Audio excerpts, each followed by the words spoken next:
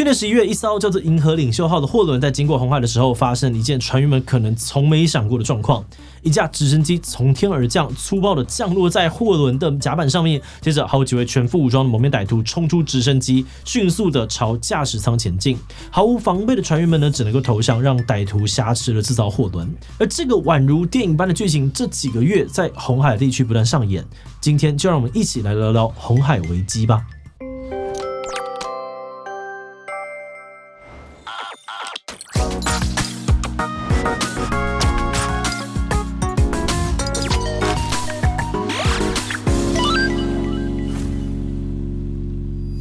Hello， 大家好，我是志奇。从几个月前开始很多行经红海的船只遭到了劫持攻击，让全球的物流供应链大受影响。前阵子甚至传说最爱喝茶的英国人可能快要没有红茶可以喝了。不过随着红海危机迟迟没有解决不少专家担心这不单单是物流中断的问题而已，而是一场全球大通膨即将来临。为了早日恢复红海地区的稳定以美国为首的一些国家选择用军事手段强行介入，但是到目前为止，红海的冲突却越演越烈。原本只是航运受到了影响，但这阵子却发生了货轮遭击沉、船员伤亡的事件。今天我们就要来聊聊红海危机到底是怎么发生的，究竟会造成多大的影响，为什么一直没有办法解决呢？不过在开始今天的讨论之前，先让我们进一段工商服务时间。今天这集聊的 Heptabase 是我自己私心非常喜欢的一个学习软体，因为现在的资讯都被散落在很多不同的地方。那通常我们想把这些资讯统整起来就用 Word 之类的文件笔记下来。那这种一行一行的文件结构，其实比较适合用来表达事情，对于理解事情的效果相对的就比较差。那因为人呢，通常是用树状图的方式在学习的，你学的一个概念会连接到很多其他的概念，要看懂这些概念之间的关系，才会真正的理解一件事情。而这就是我觉得 Heptabase 很棒的地方。Heptabase 的原理呢，是用白板再加上卡片，让你可以把概念之间的关系画出来。那虽然看起来很简单可是效果却意外的好。像我平常用来做脑力激荡快速的消化资讯、整理资料等等，都觉得效率高很多。那如果你是常常要接触新资讯的人，很推荐点击我们的资讯栏连结，开启免费试用哦。大家以前应该都有在课本上面看过红海，或是听过摩西分红海的传说。那为了让等等的讨论更清楚，我们还是快速的介绍一下红海的基本知识。红海的位置呢，在非洲东北部以及阿拉伯半岛中间，周边的邻近国家有非洲的埃及苏丹，以及亚洲的沙烏地阿拉伯、也门，还有以色列跟约旦。这条狭长的海域可以说是全球贸易的重要关口，因为在红海的北边有著名的苏伊士运河，是欧洲商船直通亚洲的主要捷径。以荷兰到台湾来说，如果要绕行非洲好望角的航线，大概要花34天，但如果直接穿越地中海走苏伊士运河到红海这条航线，只要25天就到了，一口气省下了将近10天的航期，也是省下了大量的运输成本。所以像是西亚的石油欧洲的谷物，或是亚洲货物要运往欧美呢，都非常的仰赖这条航道。在2023年红海就包办了全球将近15% 的贸易量。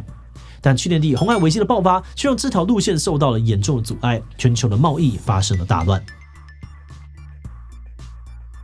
要讨论红海危机，我们要先认识青年运动这个武装组织。青年运动主要根据在红海东岸的国家也门，它的创立者叫做胡锡，所以有些人呢也会叫他们是胡锡运动或是胡锡组织。他们自称是真主虔诚者，所使用的旗帜上面呢也直接写着真主至大，美国去死，以色列去死，诅咒犹太人，伊斯兰必胜的标语，立场非常鲜明。在以哈战争爆发之后，青年运动就立刻的表态，他们支持哈马斯，支持巴勒斯坦，而且他们不只是口头说，在战争期间，他们也不断的对以色列发动无人机攻击。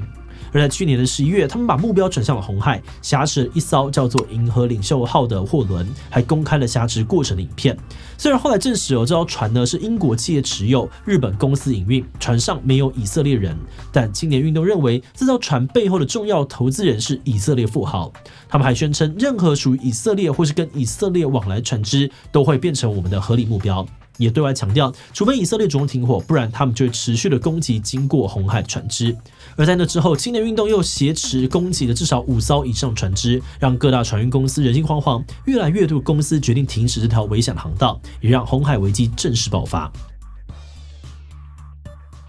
从去年的12月开始，瑞士啊、法国、德国、丹麦的航运公司陆续的宣布，为了确保船队安全，他们会停驶红海航线。台湾货柜三雄之中的阳明海运跟万海航运，也在12月18宣布不再航行红海航线，直接就地等候或是绕行好望角。长荣海运更是直接暂停以色列航线的所有进出口服务。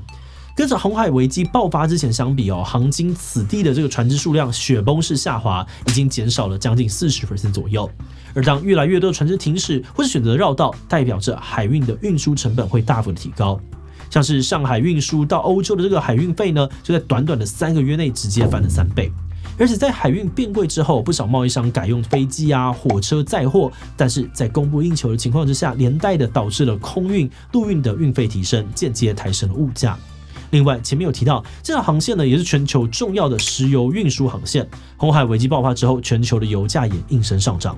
那以台湾的状况来说，虽然中油目前宣布台湾的油价短期内不会有太大影响，但也只是短期内而已。一旦时间拉长，势必还是会迎来一波涨价。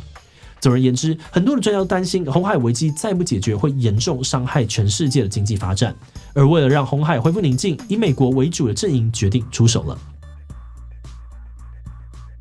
为了解决红海航线的问题，美国在12月18日启动了繁荣卫士行动。美国联合了英国、加拿大、法国、荷兰等等多个国家，共同组建了一支海上的保卫部队，在红海一带巡逻，协助保护经过的商船，拦截攻击商船的飞弹或者是火箭。不过青年运动没有就此收手，反而跟美国呛下说：“我们有能力集成你们的舰队、你们的潜艇、你们的军舰。”不久之后，他们也真的直接攻击了美国的军舰。青年运动大胆的举动呢，让美国在1月时正式宣布重新将青年运动列为恐怖组织，并主动攻击青年运动在也门的军事据点。而这次的攻击不只是美国，英国也一起加入。他们也宣称，这次的攻击呢，有得到荷兰啊、澳洲、加拿大和巴林等国家支持，并不是英美两国擅自决定的事情。但是眼看着这个冲突越演越烈，有些国家立场却开始出现了转变。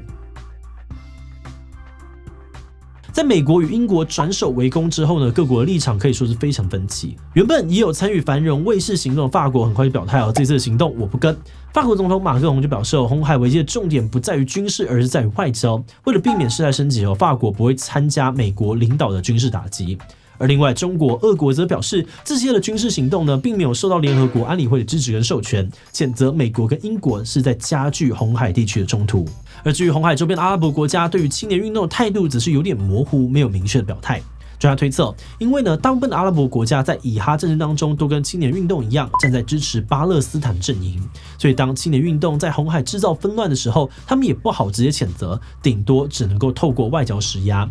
而在西亚地区，伊朗呢是少数有明确表态的国家。不过，伊朗被认为是青年运动的幕后支持者，而他们立场也与青年运动一致，要求以色列对于巴勒斯坦停火，才会出手调停红海危机。而随着各方势力的明争暗斗，红海危机也陷入了僵局。这阵子，青年运动持续攻击商船，不只有货轮被击沉还出现了船员伤亡的事件，让很多人质疑英美联军的军事行动根本没有发挥作用，反而让事情演变得更加的糟糕。很多人担心，要是双方不断的加强攻击的火力，战火会外溢到整个西亚地区，不只会对于全球经济造成更严重的冲击，也会出现大量的战争难民，产生更多难解的人道问题。如果不想走到这一步，可能就需要其他的势力居中协调，像是联合国或是其他第三方国家担任中间人，透过协商舒缓目前的紧张局势。不过，以目前的发展来看很多的国家并不愿意积极的介入这个区域冲突。根据英国《金融时报》的报道，美国官员呢有请求中国向伊朗施加影响力，希望间接的施压，制止青年运动继续的攻击商船。但目前为止，中国并没有任何明确的行动。有专家认为呢，中共可能觉得这件事情对于美方的影响比较大，再加上中国在以哈战争当中相对支持巴勒斯坦，所以迟迟没有出手干涉红海危机。而有些专家也推测，如果红海地区无法恢复安宁，那一定会有更多的航运公司改走替代的航线，而这种舍近求远的做法，最终都会让运输成本向上飙升，一场全球性的剧烈通膨大概是躲不掉了。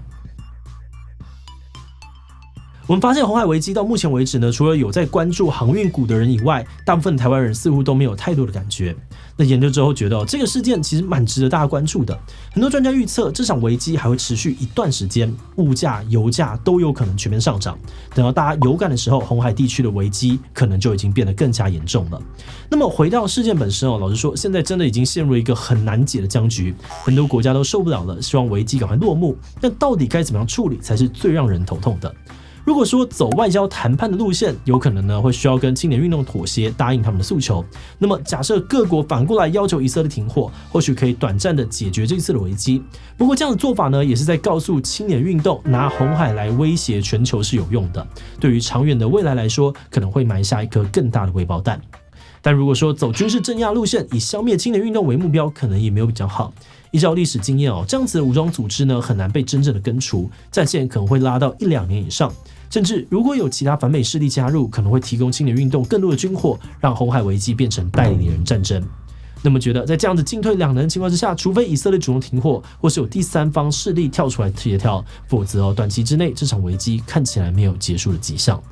今天呢，想来问大家，你觉得红海危机接下来会怎么发展呢？英美联军握有这个军事的优势最终应该还是能够压制青年运动，解除红海危机。比中国呢，迟早会出手担任协调者，让红海危机落幕。至于以色列感觉扛不住国际压力，有可能基于各种的原因，最终选择停火。其他留言分享你的想法吧。最后，如果你喜欢今天的影片，欢迎分享出去，让更多人知道红海危机。此外呢，也可以点击这个地方看看以哈战争懒人包以及以色列跟阿联建交的讨论。那么今天的这一期就到这边告一段落，我们就明晚再见喽。